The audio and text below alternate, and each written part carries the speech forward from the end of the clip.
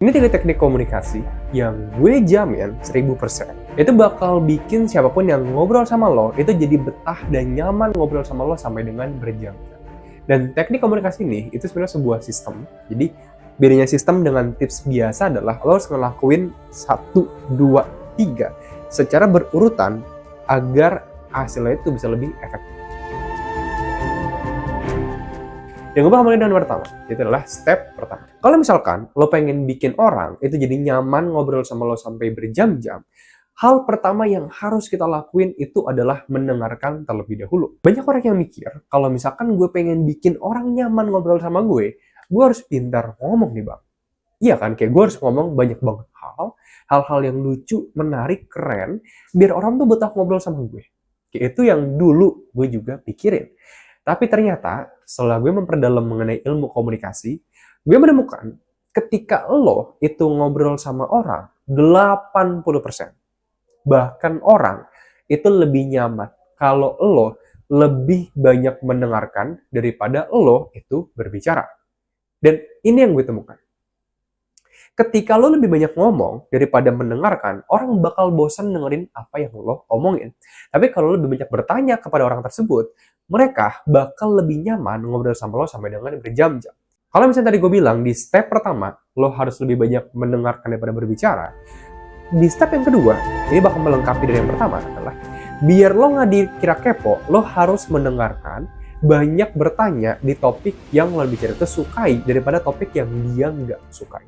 Jadi gini, ketika lo ngobrol sama orang yang baru lo kenal, pada dasarnya ada 2 topik yang bisa kita bedakan. Topik yang lawan bicara suka dan topik yang lawan bicara itu gak suka. Ketika misalnya gue lagi ngobrol sama teman gue ngeliat respon pas gue ngobrolin topik Squid Game, teman gue tuh kayak, hah, apaan tuh bro gitu kan? Gak terlalu kayak tertarik juga sih. Tapi kalau gue bilang kayak, bro, lo mana nonton sepak bola gak? Oh iya tuh Lamine Yamal, lo masih inget gak bro? Kemarin. Nah, dia lebih banyak ngomong gitu. Nih, dari sana, gue bisa membedakan minat dia sama topik Squid Game itu mungkin cuma 4/10. Tapi kalau sama topik sepak bola, mungkin dia bisa sukanya 8/10. Nah, setiap topik yang lo bicarakan sama seseorang, itu punya peluang kenyamanan gue sebutnya. Nah, di topik yang tepat, kalau lo banyak nanya, lawan bicara lo itu bakal nyaman ngobrol sama lo sampai dengan berjam-jam. Tapi kalau misalkan di topik yang lawan bicara itu nggak sukai, lo mau nanya pun, lo bakal dibilang, ih, orang kepo banget sih, ih, banyak nanya banget sih. Karena dia topik yang nggak dia sukain. Tapi kalau di topik yang dia sukain, dia bakal bisa nyaman ngobrol sama lo sampai berjam-jam, tanpa dia itu ngantuk atau bosan. Dan ini membawa kita ke step yang ketiga, yaitu adalah flow state dalam komunikasi. Jadi gini, lo pernah nggak ketika lo kerja, lo nggak ngeliat, ih ini jam berapa ya? Tiba-tiba ya udah jam 10 malam aja. Nggak berasa gitu loh, udah jam 10 malam. Dan itu lo masuk ke dalam gue sebut sebagai flow state. Flow state adalah ketika lo bilang ke diri lo, pas udah selesai aktivitas ya, lo bilang, ih nggak kerasa ya, udah berapa jam? Nah, itu namanya flow state. Karena ketika lo ngelakuin aktivitas tersebut, lo nggak lagi mikirin waktunya udah berapa lama, apa segala macam. Lo fokus ke satu hal tersebut. Dalam komunikasi juga sama. Kalau misalkan lo pengen bikin orang nyaman ngobrol sama lo sampai dengan berjam-jam, lo harus bikin bicara lo tuh masuk ke dalam flow state. Kalau yang pertama, banyak mendengarkan. Yang kedua, golden topik. Flow state dapat lo bikin kalau bicara ketika lo bener-bener intens. Gak pakai handphone, lo nggak sambil baca buku, lo all in dengerin lawan bicara lo. Banyak orang bilang kayak gini, bang, kenapa ya orang tuh nggak tertarik pas ngobrol sama gue? Mereka sering ngantuk, mereka sering bosan. Well, mungkin karena lo juga bosan dengerin mereka. Karena gini, ketika lo benar-benar all in 100%, naruh handphone lo, naruh buku lo fokus kalau bicara lo, dengerin omongan dia, ngajak dia ngobrol, lebih banyak bertanya tentang opini pengalaman dia, tanpa lo mikirin apapun, lo cuma pengen tahu tentang dia doang, lawan bicara lo juga bakal ngasih energi yang sama.